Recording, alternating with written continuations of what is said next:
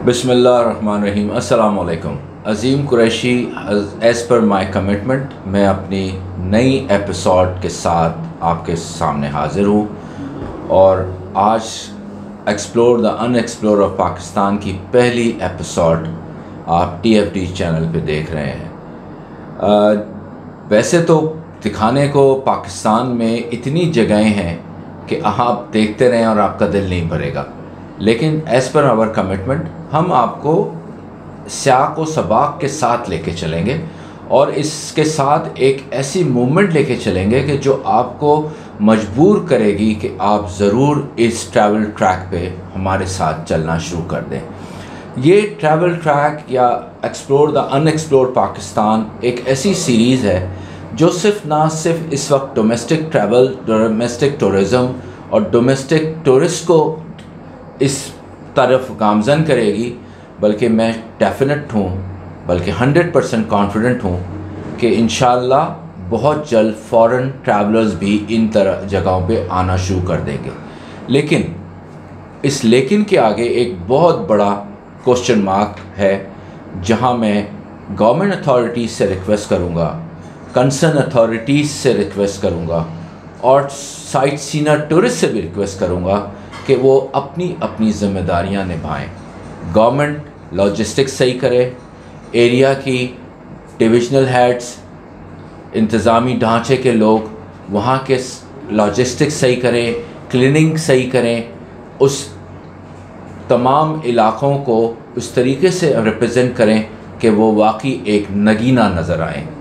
और site सीनर tourist से भी रिक्वेस्ट करूँगा कि जब आप जाएं तो सफाई का ख्याल रखें। आप ख़ुद रखेंगे तो ये मुल्क साफ़ रहेगा, हमारी डेस्टिनेशन साफ़ रहेंगी।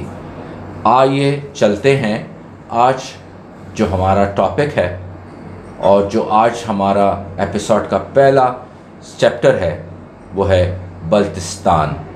और बल्तिस्तान से हम शुरू होते हैं तो स्कर्दू के बग़ैर बल्तिस्तान से सफ़र शुरू नहीं हो सकता। तो हम सबसे पहले स्कर्दू चलते हैं।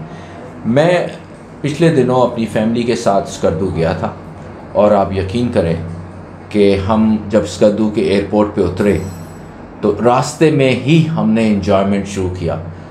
नगा पर्वत और तमाम वो माउंटेन्स जो हम कभी कैलेंडर्स में देखते थे, फेसबुक पे देखते थे या टीवी के स्क्रीन पे देखते थे, अपनी आँखों से जहाज़ की खिड़की से देखने में जो लुत्फ़ आया उसका मैं किसी ख्याल से मैं उसको एक्सप्लेन नहीं कर सकता।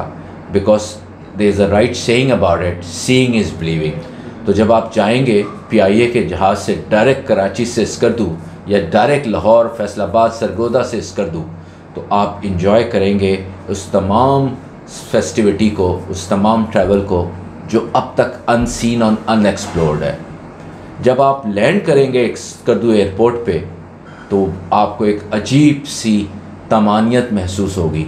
बिकॉज़ सूरज चमक रहा है, खूबसूरत दिन है और अतराफ़ स्कर्दू के एयरपोर्ट पे जहाज़ खड़े हैं और उनके पीछे बड़े बड़े देव आफरियत पहाड़ नज़र आएंगे।